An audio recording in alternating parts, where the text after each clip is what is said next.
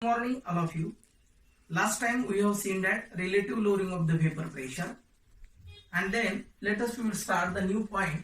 Molar mass of the solute from lowering of the vapor pressure means that determination of molecular weight by solute by lowering of the vapor pressure means that the molecular weight can be determined using the method is the lowering of the vapor pressure. Here relative lowering of the vapor pressure is equal to mole fraction, and then this equation can be written as delta P is divided by P01 is equal to X2. Here this relative lowering of the vapor pressure means that mole fraction of the solute is dissolved into the solvent. They can be divided by mole fraction, that is the delta P divided by P01 is equal to X2. And then this equation X2 is equal to N2 divided by N1 plus N2. N1 plus N2 means that mole fraction of the solute and solvent respectively with a dilute solution. Here the mole fraction N1 plus N2 is nearly equal to N1 because N1 is greater than equal to N2. And then in this equation mole fraction of the solute, this equation can be written as X2 is equal to delta P divided by P01. And then in this equation N1 is greater. Putting the value in equation X2 is equal to N2 upon N1. And then in this equation can be written as delta P is divided by P01 is equal to N2 upon N1. Determination of molecular weight by lowering of the vapor pressure. W2 grams of the solute dissolved in a W1 grams of the solvent, and then the moles of the solute and solvent respectively. N2 is equal to W2 upon M2 and N1 is equal to W1 upon M1. Putting the value in equation, the moles fraction X2 is equal to N1 and N2 respectively. This equation can be written as X2 is equal to delta P divided by P01, and then putting the value in equation N2 upon N1. And then the N2 value is W2 divided by M2 divided by W1 upon M1. And in this equation, solve this term. About this equation, delta P divided by P01 is equal to P01 minus P1 divided by P1. And then putting this value in equation, lowering of the vapor pressure can be determined molecular weight, and then this value can be written in this way: W2 multiplied by M1 divided by M2 multiplied by W1. And then in this equation, the lowering of the vapor pressure, molecular weight can be determined, and then in this equation totally this M2 is equal to putting this value in equation P01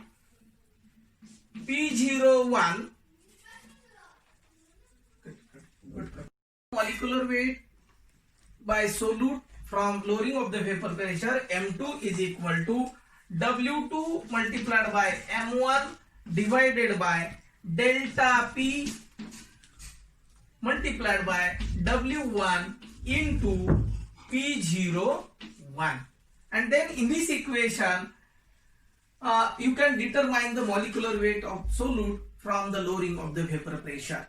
Means that any type of the solute is dissolved into the solvent, this molecular weight can be determined by this method. म्हणजे तुमच्या लक्षात येत असेल की एखादं non volatile solute जर एखाद्या solid मध्ये ऍड केलं तर ते अननोन जे सोल्यूट असेल त्याचं मॉलिक्युलर वेट जर तुम्हाला डिटरमाइन करायचं असेल तर या मेथड प्रमाणे तुम्ही त्याचं मॉलिक्युलर वेट डिटरमाइन करू शकता.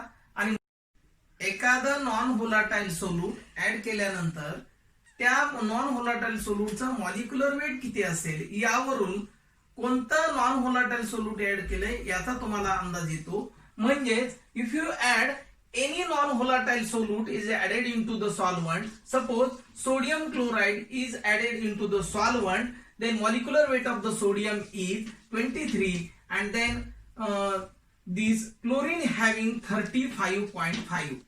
If you add this quantity equal to 0.5 and then 5 plus 3 8 and then 3 plus 2 5, 58.5 grams of the solute is added into the solvent and then you can this M2 value is 58.05 means that this non-volatile solute is a sodium chloride.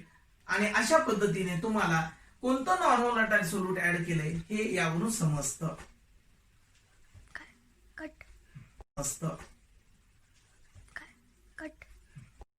Second colligative property is elevation in boiling point.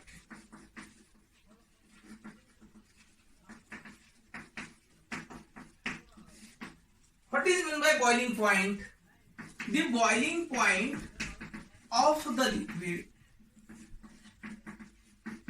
the temperature at which vapor pressure of the liquid becomes equal to atmospheric pressure or applying the pressure is called as boiling point of the liquid. म्हणजे एखाद्या मूलद्रव्याचा द्रवणांक कशाला म्हणायचं तर at this temperature किंवा temperature at which vapor pressure of the liquids becomes equal to atmospheric pressure or applied pressure.